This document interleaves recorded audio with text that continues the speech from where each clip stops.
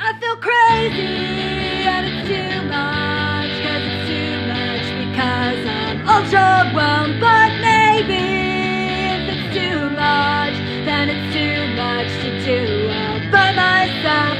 Like World War III and groceries, and how did I wake up here? And the 1% are blaming immigrants, but Sam Altman stole my job and turned it into slow ultrawhelmed. That might work. Welcome to Ultrawhelmed. Yay. Welcome to Ultrawhelmed. I feel like I tried to do a ultrawhelmed version of saying welcome to Of Taylor's voice. Yeah. Welcome to Ultrawhelmed. Yes. Welcome to Ultrawhelmed. I'm Taylor. I'm Liz. Welcome back to another fun episode, this week titled Everything is Your Fault. And I honestly, I love this title so much, just because we keep trying to make each other laugh. And this episode, we're going to be talking about some stuff that's going to be depressing, like every episode. I feel like that's every, it's every episode. It's every episode. So everything seems to be our fault, regardless of who you are. Is the environment dying? It's your fault. Yep. Can you not afford a house because you bought too much avocado toast? Mm-hmm. Truly, everything is our fault. But Taylor, do you want to talk about this format change we're going to be undergoing? Yep, that we want to just adjust it a little bit so it sounds like we're helping each other. That was said with so much desperation. Like, please like us when we say that we are adjusting this format. Which, by the way, this is exactly the difference between you and I. Is you're like, please like this format, and I'm like, we're doing this format whether you like it or not, listeners. So get on board. The helplessness was not about whether or not people would like it. It was more about like, good luck trying to help me, friend. So look, I think, but I do think that's the point of the podcast. Is this is about two friends who are going through an ultrawhelming time and are going to help each other through it. Mm-hmm. That's always the point of the podcast, and now it's just going to be more direct. So we're going to be switching off episodes. Each week, one of us is going to be choosing a topic that is currently ultrawhelming us. We're going to go to the other person and say, hey, this is what's ultrawhelming me. What information can you have about this? And also, here's what I think is going to help me the most to get out of this ultrawhelmed. Mm-hmm. So, like people do. Week, like people do. Like people. We're people. We're people. You know? We're people. Underneath this tough dumpster exterior, there's a beating human heart. We had a format change, and the format change is we're trying. No, the format change is we are going to be, instead of trying to help all of you, we're going to be helping each other and hoping that you find help along the way. And I don't like it. I know you don't. You feel very uncomfortable, and I am all for this. I do. I am ready. You said you wanted someone to fix. You can fix me, Taylor. How about that? Yay! But then you have to fix me. That's the part I don't want. Well, I'm gonna try. That's where the trying comes in. The trying. We tried. We tried. Okay, so how about you tell the audience what the topic was that you came to me with, and talk about it in all its glory, specifically what you thought the things that would help you were, which, by the way, audience, not a lot. Not a lot. I mean, I have the text here. I pitched an episode called Everything Is Not Your Fault, which we turned into Everything Is Your Fault, because that's exactly how I feel. Because I think that, also in the last episode, we didn't talk about technocratic feudalism. Okay. Put a pin in that. Put a pin in it. That it was troubling me that any of our solutions were too individual based, because that feels like blaming. And I was like, God, there's so much shit that I feel personally responsible for, that doesn't really have an individual answer. And I feel like a lot of times there's this burden on the individual to change things when really it has to come from either a collective place or an institutional place. And so you said, can you give me some examples of things that you feel are your fault? And I said, sure. The Mm-hmm. answers were um, global warming, which is big. I do feel like global warming Which has is big. a particular. We also Hmm? blame the raccoon living by the Tahunga Wash in Los Angeles as the cause for global warming. So Yep, continue. yep. In particular, factory farming, water bankruptcy, and the ocean, which is true. Mm-hmm. And then why I don't own a house. Why I don't own a house is also my fault, including bad saving habits when I've had stable work, and then unstable career choices in the arts. And then I think the third one was the rise of MAGA. Um, like the 2012 rise of MAGA, I feel like I was very online and I could have countered it better. And there's so many other things, like my dog has arthritis. Uh, Also your fault. Genetics, mhm. your fault. Clearly. Well, why everybody's like moving away from cable and going to streaming? I feel really personally responsible for that. Mm-hmm. Um, why nobody goes to bars anymore? Um, You feel responsible for being broke and deciding to stop drinking. and yeah, And and drinking so, less and not like yes. revolving my third space time at a bar. Yes. So if any bar closes down, I'm like, oh no. Yeah, you're personally responsible. Basically, like any business closing around me. There was like a tropical fish store around me that turned into like a hot yoga place. And I was like, I should have bought more tropical fish. By the way, if you are someone who is also sharing this feeling that everything is your fault, you should have bought the tropical fish. You should have kept up with the alcoholism and going to bars so that they wouldn't shut down. Please write in ultrawhelmed@gmail.com. I have 4 Yes. animals, I have 4 rescue animals because I'm like I went to Petco to buy some food the other day and they have the rescue cats there. And, very well-intentioned, the employee there was like, you could just always get another one." And I was like, "I can't, you asshole." Like, Because it's easy to. It's so easy to put it on the person that has just walked into the store and go, "You're going to save this animal, right?" Without knowing anything that that individual person is going through. But also, not everything is your fault, first off. mm. Yeah, that sound you're hearing is Taylor rejecting any kind of comfort whatsoever.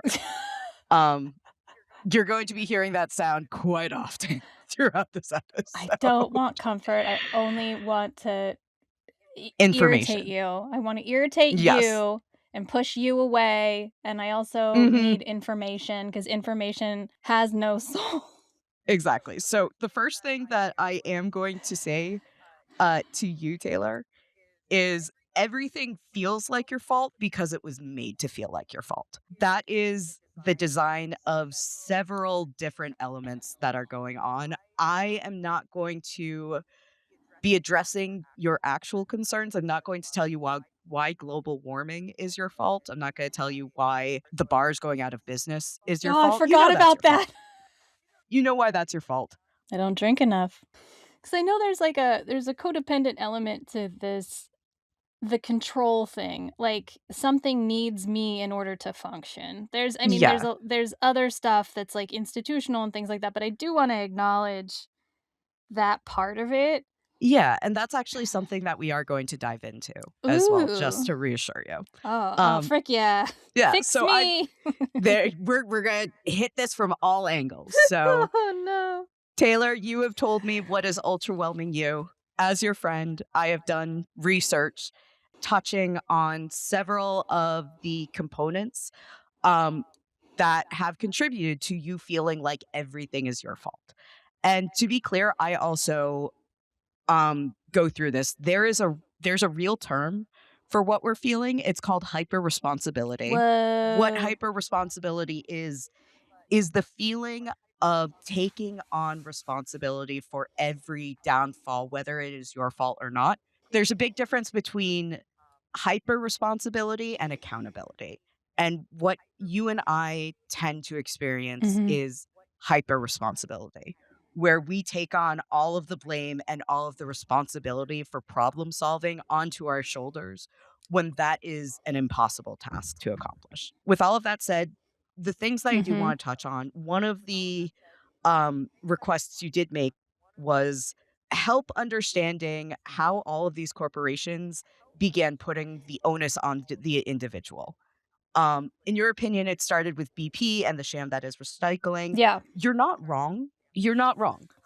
There Yes. is a term, and this is part one of a four-part of the four components that I have gathered together to address how you are feeling. Ooh, this feels like a PowerPoint, and I'm really into it. There would be a PowerPoint, but I didn't make one. That's okay. We can have Yes. we can Sorry, all I have was a like, I was trying to think of a joke, and I was like, I just didn't make one. no, because I It think what should was be. fighting you was like the gifted kid urge to be like, "Fuck! How do I make a PowerPoint?" Yes.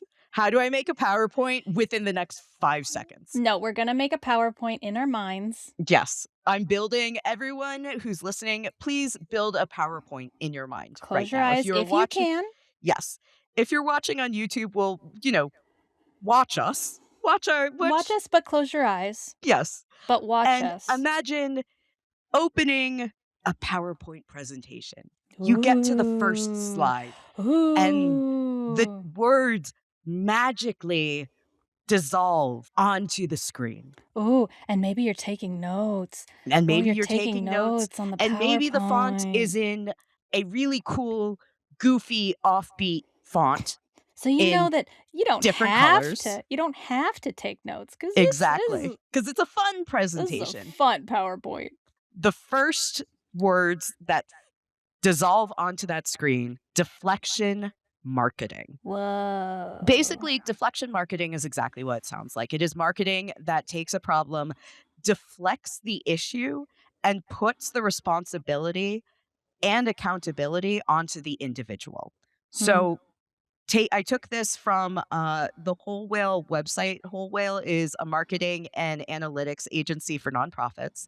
And they describe deflection marketing as a strategic communication practice used by corporations to shift public accountability from systemic organizational actions onto individual consumer behavior.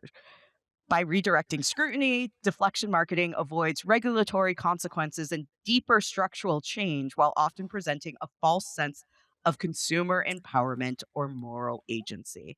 A really good example of this is exactly what you talked about. BP making Mhm. commercials about how we all need to do our part and recycle and how much plastic is clogging the oceans. But if we just start using metal straws and reusable water bottles, we can solve the environmental crisis by ourselves. And then it becomes kinda like a culture war issue of like, "Fuck your paper straws, I want my regular straw," and then you have people fighting over individual choices Right. because those individual choices become part of somebody's identity, Yeah. and then it And it becomes complete a moral failing. Do you know what that reminds me of? I know you have 4 more things, but Yes, what that reminds me of is DARVA. It's abusive, right? It's I it don't even is. is DARVA either an abuse technique or it's a It war technique? It is an abuse technique. So it's Darvo. Deflect oh, DARVO, deflect and reverse Not quite. I actually have it right here. shit. Really? Yeah, fun fact, somebody came to my house and wrote this on a piece of paper and Oh, left it on our desk. that was me. What kind of raccoon would break into my house and do such a thing? Like, I I sound So, like a yeah, creep. I'm not a creep, the I'm just gay. I'm just intense. You wouldn't get it. You're not gay. You don't understand. No, so if you've never had a gay raccoon break into your house and And leave leave you the little notes definition of about Darvo on your desk, let me tell you, it is an experience. But because of that, I do know that Darvo stands for deny, attack, reverse, victimize, and offend. reverse victim. And then it plays on a lot of psychological abuse tactics, self-doubt, Mhm. anxiety, guilt. It's very similar to the 4 pillars of deflective marketing, which are Yeah.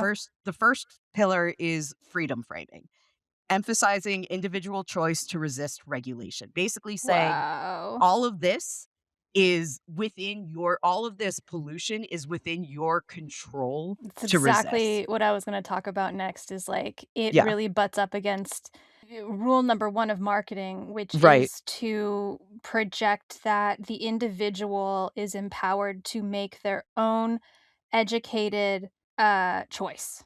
Oh. And they have all of the information at their disposal. So if somebody wants to have fried food for their kids, it's Mhm. not because it's a cheaper it might be a cheaper choice, but they also know all of the risks going into Right. it. Okay. That's actually really interesting. Will you please chime in with more of that as I go through the next Yeah, yeah, 3 yeah, yeah. pillars? My Because I'm my really curious about This this. is me growing up in a household where my dad worked in a he worked in a Hispanic or Latino advertising agency. So Oh, right. he's a real different guy now, but he's one of the people that's responsible for marketing Hummer to the to consumer markets. I hate to Mhm. say it, but I think everything is your dad's fault. And I love your dad. I love Liz, your dad. I know that you are culturally Jewish, but this is the most Catholic thing you've ever said. That is amazing. And maybe the most culturally Jewish thing you've ever said. I mean, really, the Jews and the Catholics Very intersect with the my guilt. dad might be That's yeah.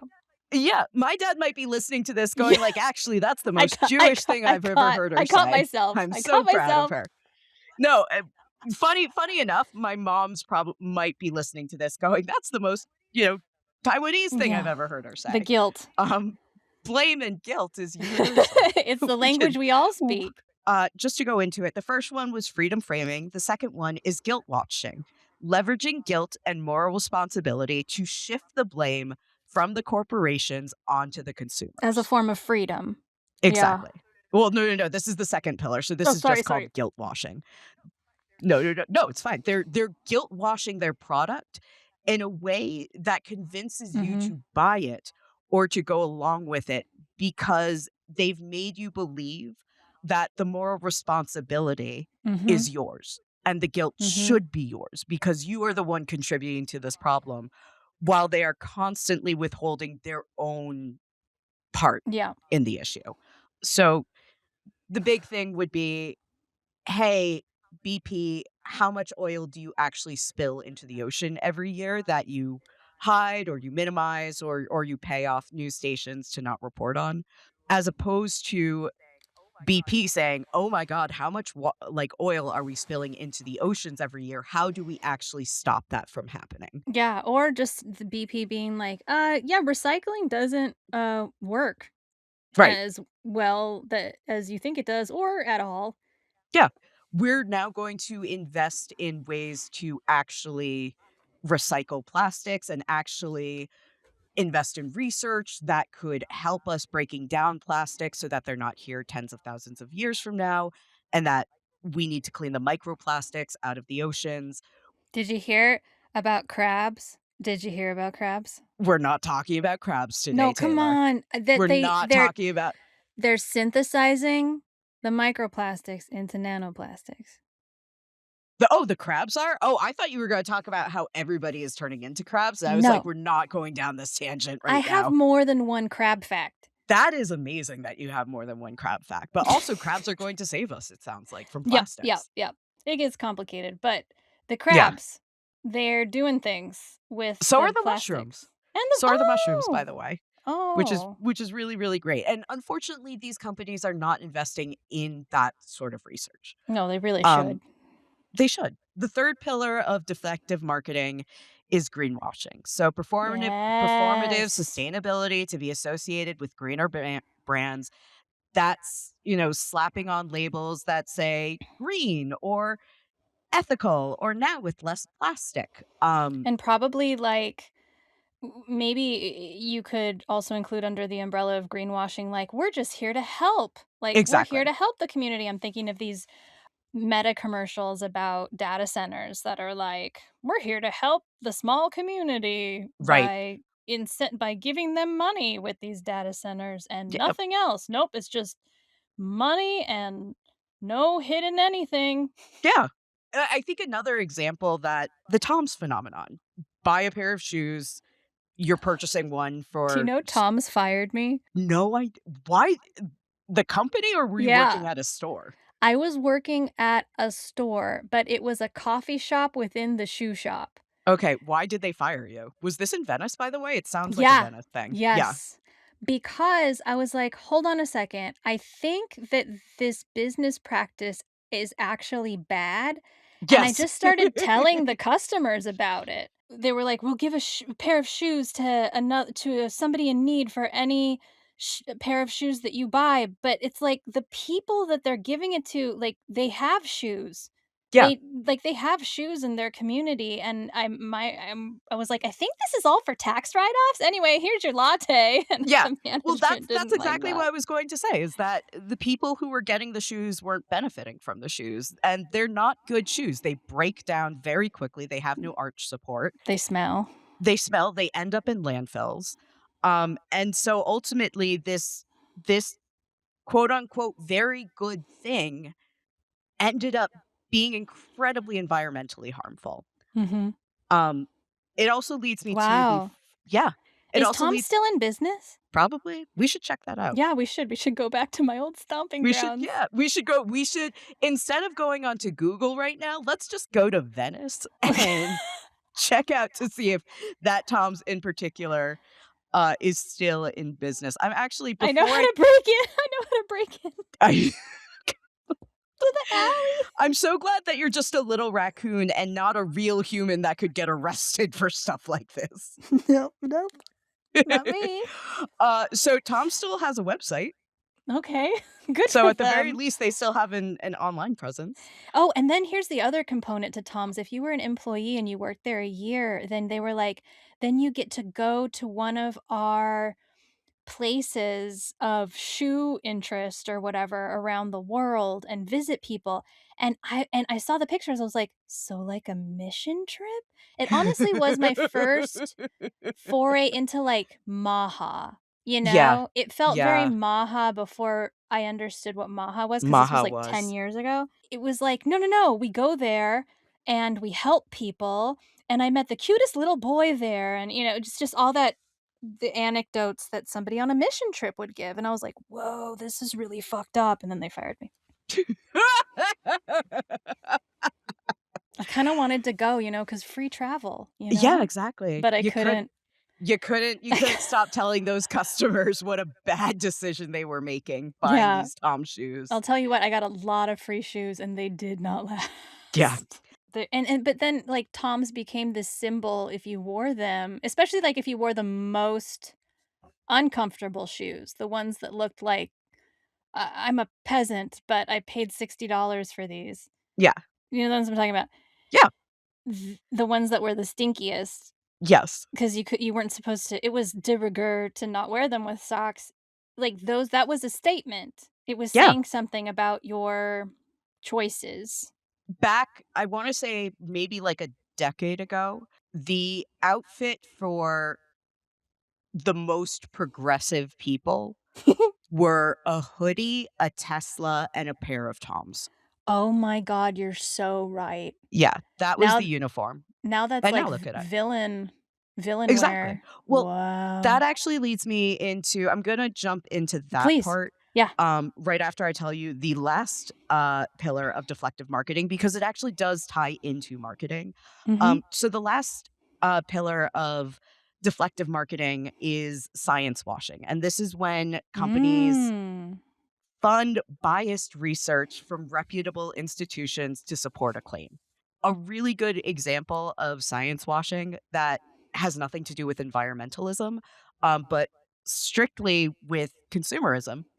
I think I've told you about this. Back in the 90s, there were Wheaties commercials that would air with Wheaties is part of a balanced breakfast, and research shows that kids who include Wheaties as part of their morning breakfast uh, do better in school. That was based on a study that was paid for by, I think it was either General Mills or Post. I don't know who owns Wheaties.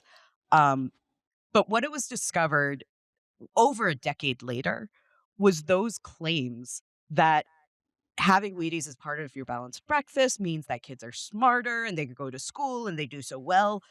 The control group gave one group of kids Wheaties and the other group of kids nothing and sent them both to school. And what they found were the kids that ate something for breakfast did better than the kids who didn't How did because they those get kids those? were hungry.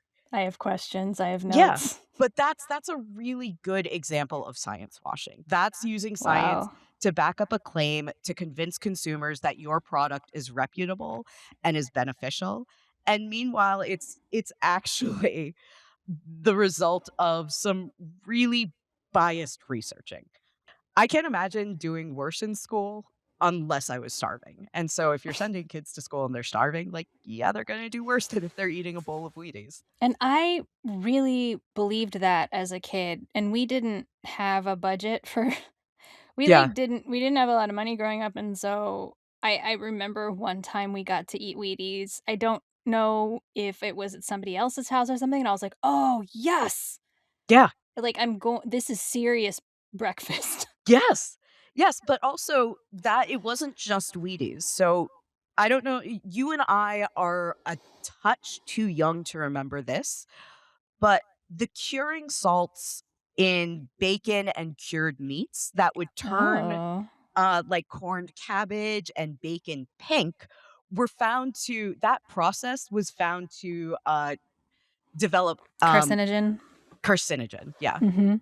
And so my dad I was listening to a podcast with my dad about how the markets realized, oh shoot, we need to say no nitrates in because the nitrates were what were causing the carcinogenic reaction. Mhm. We need to make these with no nitrates so that people will still buy these because they are linking nitrates with carcinogen. The problem was the process that they then used also created a carcinogenic reaction. Oh my god. And so all of these adults who are our parents' age, taken in by the marketing of, oh, we can buy this because it says no nitrates. That's the healthy one. Like turkey bacon has no nitrates. I try to With buy things that say no nitrates. Like, if it says it right. doesn't have it, I want it, Yeah, and the problem right? is it's not the nitrates that you should be worrying about. Ugh, It's the chemical process of using the wow. nitrate. Carcinogenic, carcinogenic, we're gonna give you cancer in a That's crazy way. basically we're not going what it was basically saying is this bacon will not give you cancer, except this bacon will give you cancer.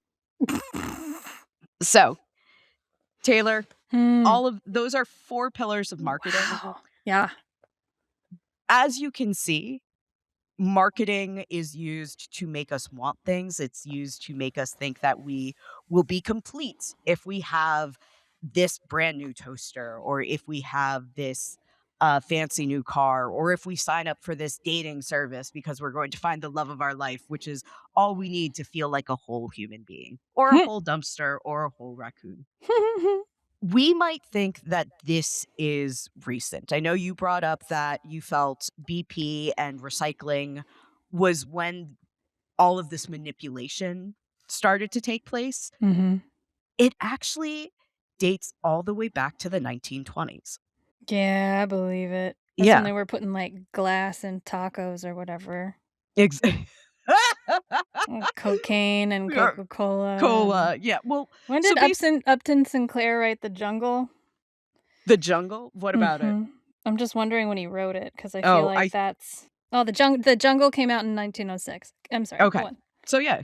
So this is all within the same few decades. Mhm. Um, Basically what happened is as there was a big rise in really well-made machinery.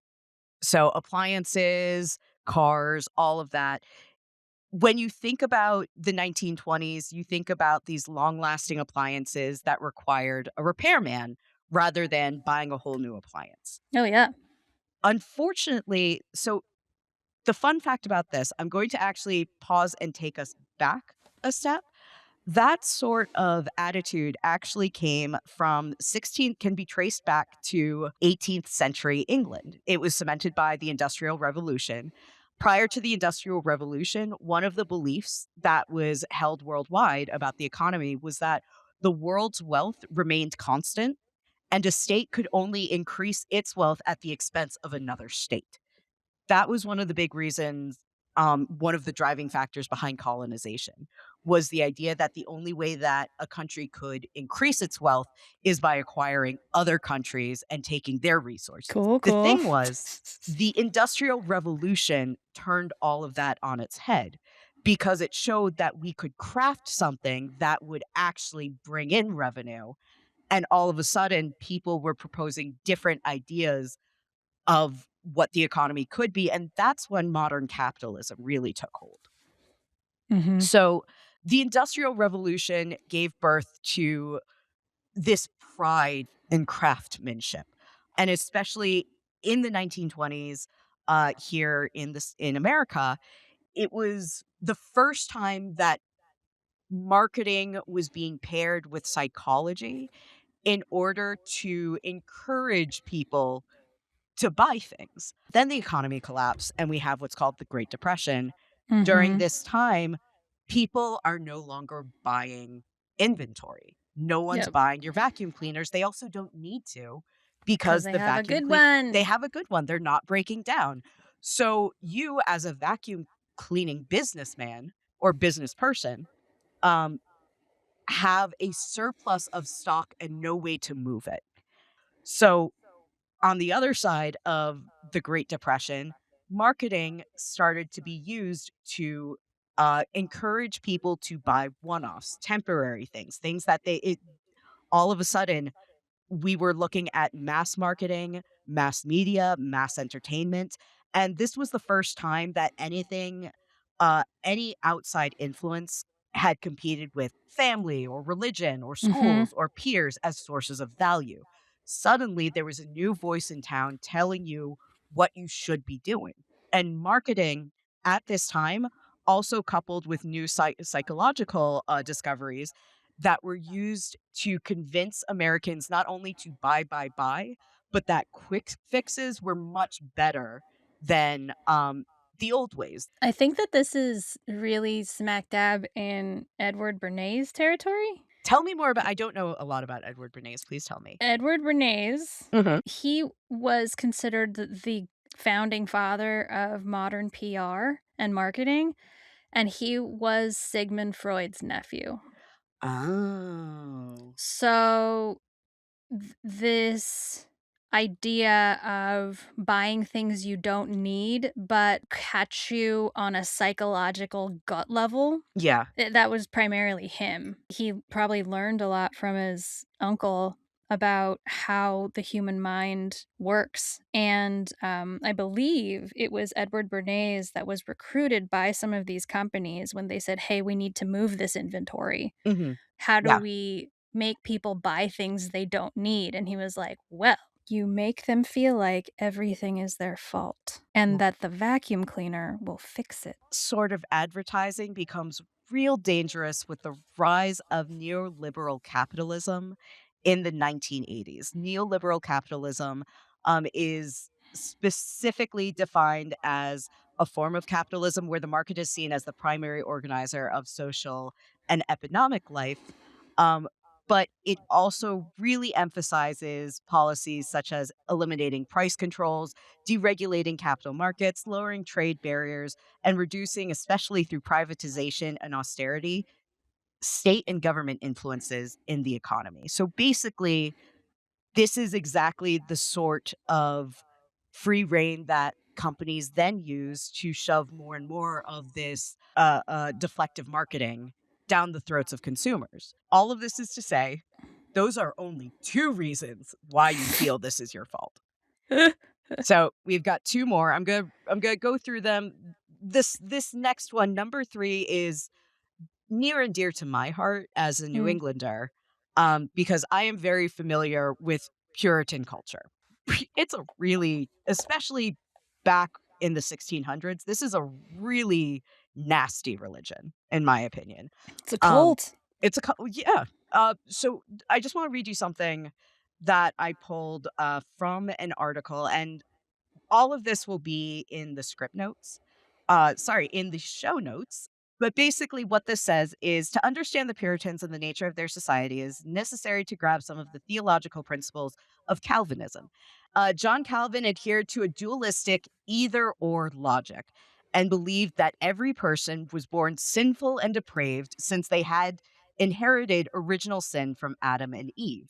He reasoned that since God has infinite power and knowledge, basically, you are born either predestined to go to heaven or not. Hot. There is literally nothing you can do to change that fate. If you are experiencing hardship, it's because you aren't good enough. Literally, you are not a good enough human. You are not religious enough. You are not godly enough. Everything is your fault. That is the theme of 1600s Puritan culture. Anne Hutchison, she wrote a poem that was called, like, Upon the Burning of Our House, and it basically was about it was either about her or somebody else, where it was Mhm. like, "My house burned down and everybody watched thinking, what did I do to deserve what did I do to deserve that? Like, I'm clearly going to hell because my house burned down because it's Right. God's way of showing me that I'm fucked." Yeah. I want to make that clear that a lot of the way Americans think are still rooted in Puritan culture, even though Yeah, we have thinking like gotten so far away from that. It's still yeah, this whatever bad has happened to you, you deserved. I forgot about that. I forgot that our country was founded on a cult that Yeah. made me feel like everything was my fault. That literally their entire religion was Yep. it's your fault. Now that we have that, I'm going to talk about the fourth thing, which is something that you and I both know and our listeners at home might not actually be prepared for. Um, People who were born with anxiety or who developed anxiety or who come from chaotic childhoods learn to blame themselves as a way to take control of a That's right. situation. That's where Yes. my codependency comes in. That's exactly right, and every time that I wrote this down, fixers like you and me need a problem to fix, Yeah. and if a problem is too amorphous or the reasons a problem occurred, um, come from multiple reasons, Mhm. it's much easier for people like you and me to just blame ourselves, and especially when we have marketing, when we come from a country that historically has the attitude of if something bad happens to you, it's because you deserve it, because you Yep. did something wrong. We then take it upon ourselves to try and fix everything. Or that if I take responsibility for it, then I'm in control, and at least then it's the devil I know because Exactly. the devil is me. Right. Right. Because you can look at your life choices, the fact that you chose to have a creative career and go, this is my fault for not having a house because I didn't choose a stable career that would have given me that option. And The I had an thing IVF baby. and you have an That's the other IVF thing that's baby. my that's That's the other your thing that's my fault. fault. But the thing to remember is when we survived, a recession soon after college, one of the only recession-proof industries was Hollywood. Like, Hollywood Yeah. absolutely was affected, but people turned Whoa. to the movies and turned to television more than ever before. That's why we You're had right. such a major renaissance. So, It weirdly was like enough. it was like Hollywood and CVS. I remember them Exactly. saying that, but now CVS is CVS and Hollywood are both fucked. Yeah, yeah, but that's exactly what happened is we were part of an industry that was relatively stable during the recession, and we were almost the lucky ones because people who had been business majors or who had spent $100,000 um to get a degree in psychology. All of a sudden, these people were the ones who were having a hard time finding work. Yep. And we were the ones that were like, I don't know, work's fine for me. Mm-hmm. And so after the '08 recession, tech and Wall Street kind of came barreling down Hollywood's door because they looked at it and went, they're still making money when we're not making money. We want to take over this industry so we can keep making money when the bad times hit. Except now the bad times have hit and they're dismantling our industry for parts. That is also not our fault. But what if I can fix it? It's corporations and individuals that are causing the majority of the issues that we're having. It's a combination of both, and one can't be fixed without the other. I think recognizing that um is going to at least shift some of the blame. Because I think the one thing that I would tell you, and this isn't to make you feel better, maybe this is just to enrage you a little bit. If you blame yourself, the corporations have won.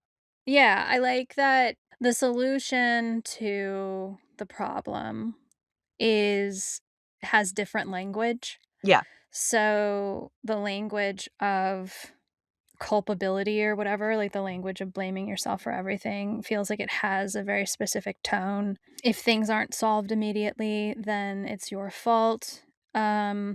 It might be it might be a sign from God or the universe that you're fundamentally flawed, and, you should probably, like, fix it real quick, champ, because otherwise you're a failure, but really, it's not about efficiency, it's not about magic, No magic bullet. it's about one day at a time. Okay, so Taylor, how do you feel about the end of this topic? I feel okay. Okay. I feel okay, I And you don't, do. which is great, as long as you don't feel ultrawhelmed. That is the goal. You don't even have to feel okay, just don't feel ultrawhelmed. I don't feel as ultra-whelmed. That's good. That's a start. Yeah.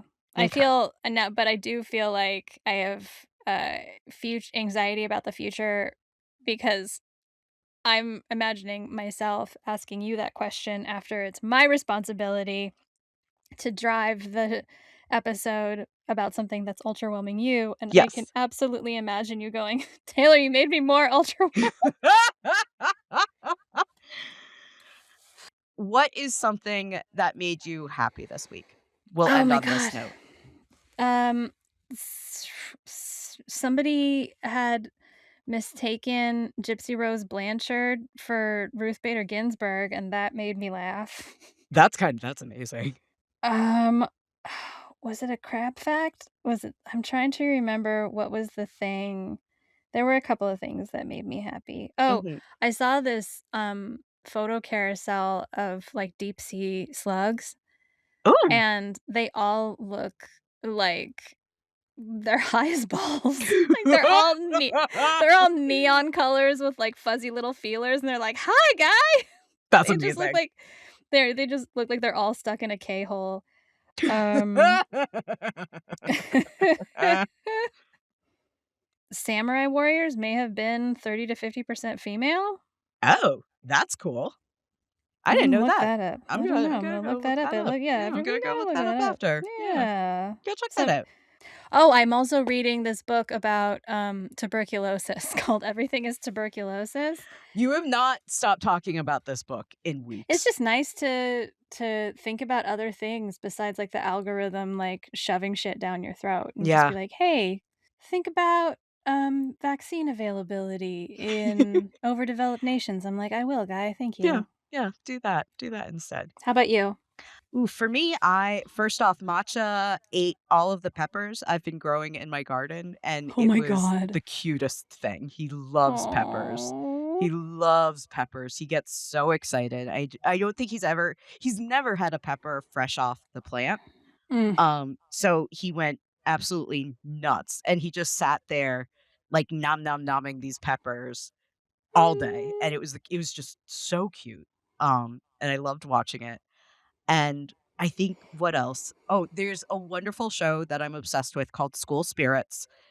Third Oh, season is yeah. finally out. And I purposely saved the last 2 episodes to watch this week, and they're phenomenal. They're so good. They're so good. I gotta watch that. I have seen it, and I Mhm. have not watched it. You would I have seen really dig it. advertisements for it, and I Yeah, haven't watched it. it's really, really good. It's one of my favorite shows right now. I think another thing that really brightened my day, Rich Rushfield did a State of the Union.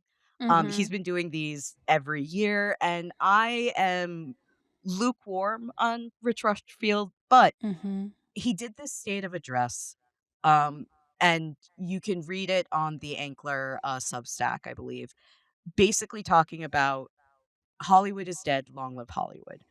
And he basically said, the Hollywood we have been begging to come back is not coming back. But what that means now is Hollywood can be reshaped, Hollywood can be rebuilt. And it is time for the artists, for the middle class workers, for the people who actually made Hollywood what it was, to come and build a much more equitable industry. The cost of the streaming wars was the middle class. The people, the corporations, and the shareholders shifted the economic failure of the streaming boom onto the shoulders of the middle class in Hollywood, and Mhm. basically made it so that the people paying the price were the people who were making the content to begin with. Yeah. And for someone to recognize that really heartens me, because I think there is something to be said for creators looking for ways to get what it is that we do out there without having to get the permission of the tech bros and the Wall Street Yeah, bros for and sure. these people who don't care about the craft, but who just want what we do as filler so that they can collect dollars. 100%. So yeah, I so that agree. that made me feel good. That's Yay. it makes me feel good too. Yay. All right, everyone. We need If some there's hope. something that made you feel good, please comment below or send us an email at ultrawhelmed@gmail.com. If there's a topic that's ultrawhelming you that you think might also be ultrawhelming us, you guys should talk It about it in the probably comments. is. It It probably probably is. is. It probably is. But also use the comments as a way to crowdsource ways to help yourselves get through the ultrawhelm. I think one of the things that Bad ideas only. oh god. This is I love that we're playing angel and devil here, and I'm the one that's like, guys, help each other. We're going to crowdsource ideas. It's going to be lovely. And Taylor's like, ruin yourselves. Have you tried fire? Have you tried fire? Just wash everything in fire. And with that, guys, we will see you next Friday with another episode of Ultrawhelmed. I'm Liz. I'm Taylor. I feel a little better. Yay! And we will see you next week. Bye, everybody. Bye.